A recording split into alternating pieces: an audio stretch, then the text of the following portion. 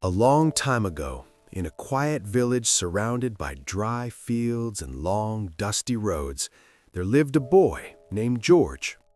The village was small and simple, far from any busy city, and life there was not easy. Most families worked from morning until night just to have enough food for the next day. George's home was made of old wood and metal sheets, and when the wind blew, the walls trembled softly as if whispering stories of struggle and hope. George did not have shoes.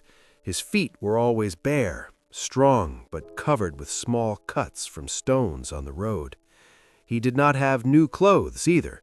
His shirt was torn at the shoulders and his trousers were patched many times by his mother's careful hands.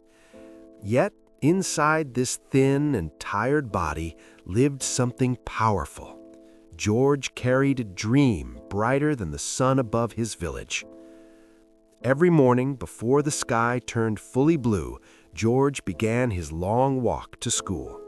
The journey was 5 kilometers across a dusty road filled with sharp stones. In summer, the ground burned his feet. In the rainy season, the mud slowed him down. Sometimes he felt pain with every step, but he never stopped walking. He believed that each step was taking him closer to a different future. At school, George listened carefully to every lesson. He loved science the most. While other children played during breaks, he often stayed in the classroom, staring at old pictures of machines and inventions in worn-out textbooks. He dreamed of becoming an inventor, someone who could build things that changed lives. He did not want fame. He wanted to solve problems. At night, his family's small house was always dark. His mother sold sweet potatoes at the village market, and she worked until late evening. When she returned home, she cooked by the weak light of a candle. Sometimes the candle burned out too soon, and they had to sit in darkness. George watched his mother's tired eyes and felt something heavy in his chest. He wanted to bring light into their home. One evening, while sitting outside under the stars, George made a decision. He would build a lamp powered by the sun.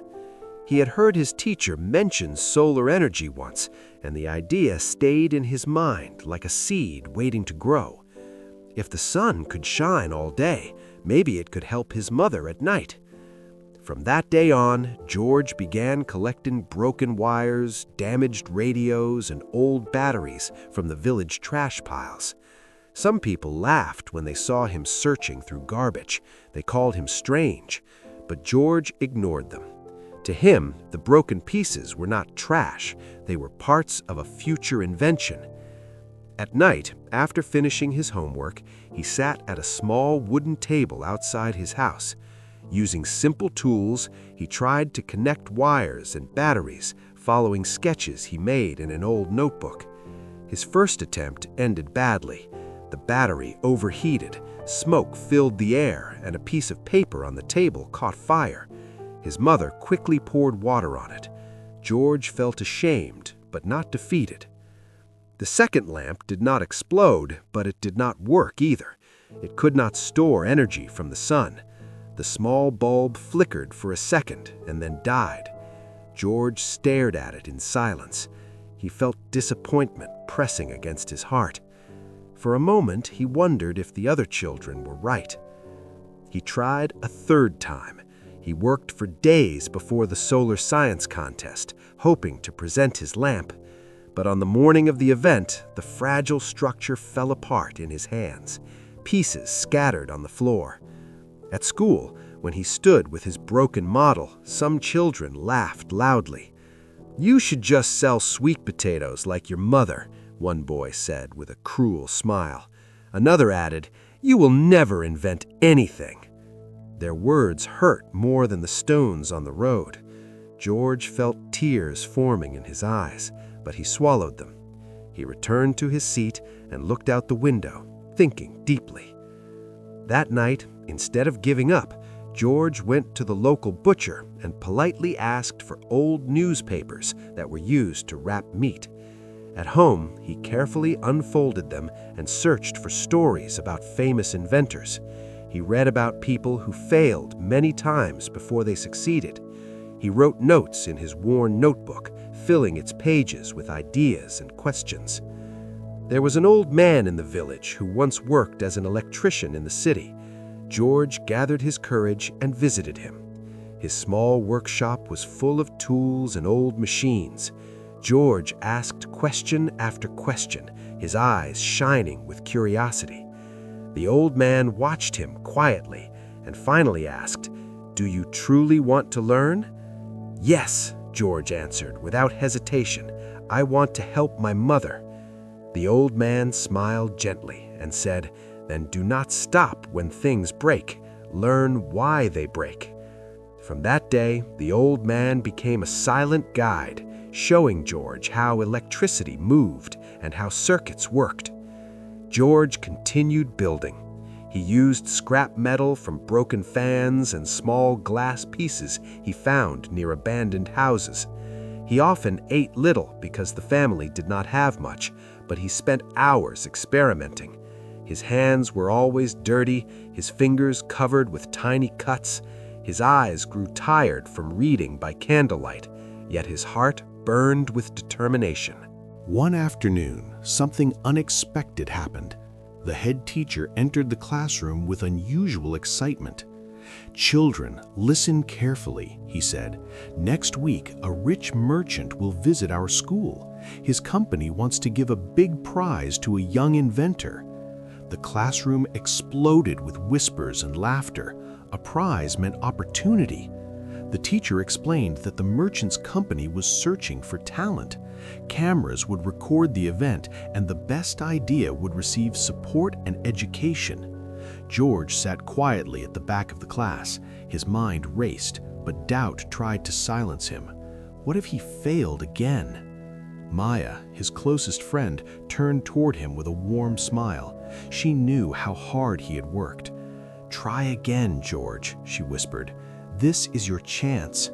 He looked at his rough hands, at the small scars and dirt under his nails. For a moment, he felt small, but then he remembered his mother cooking in darkness. That night, George gathered every broken piece he had saved. He carefully cleaned the wires, replaced the weakest battery with one he repaired, and adjusted the small solar panel he had built from glass and metal. He reread his notes from the old newspapers and thought about the electrician's advice. This time, he worked slowly and patiently. When he finally tested the lamp, he held his breath. The small bulb lit up.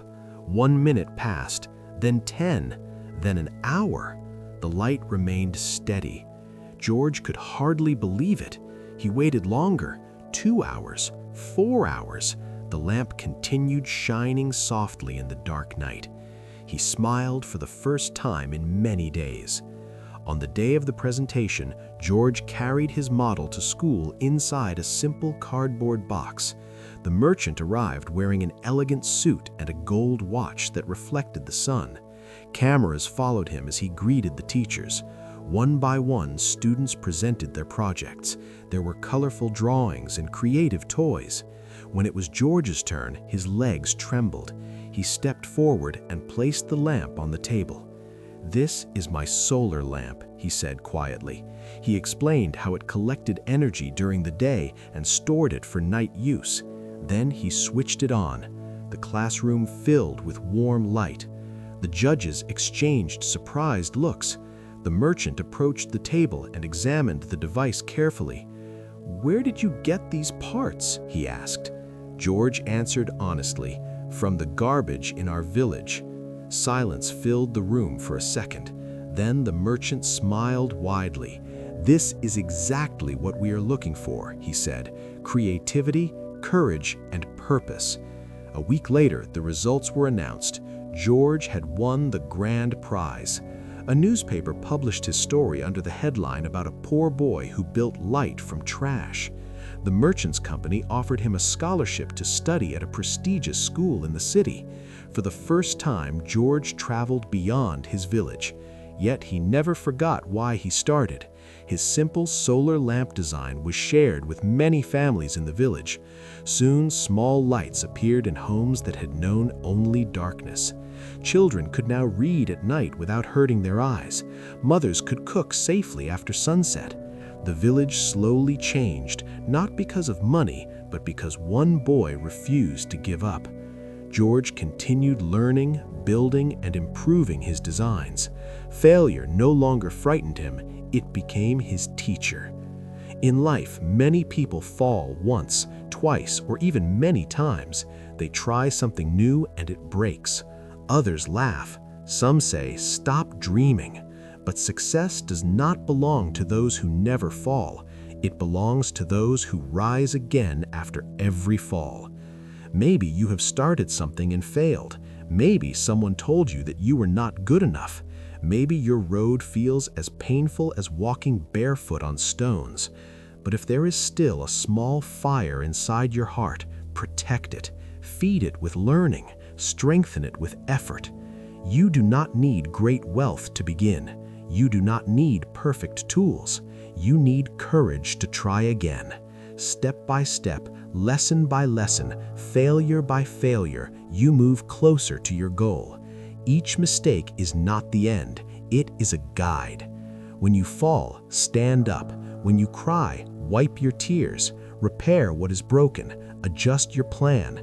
Begin again. The most powerful decision you can make is to say, "I will not give up." Those words can turn darkness into light.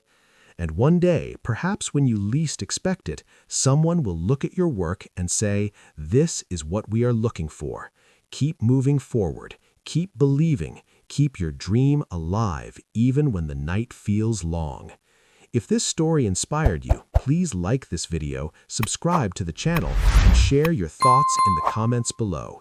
Your support helps more learners grow and keeps the light of new stories shining. Thank you for watching.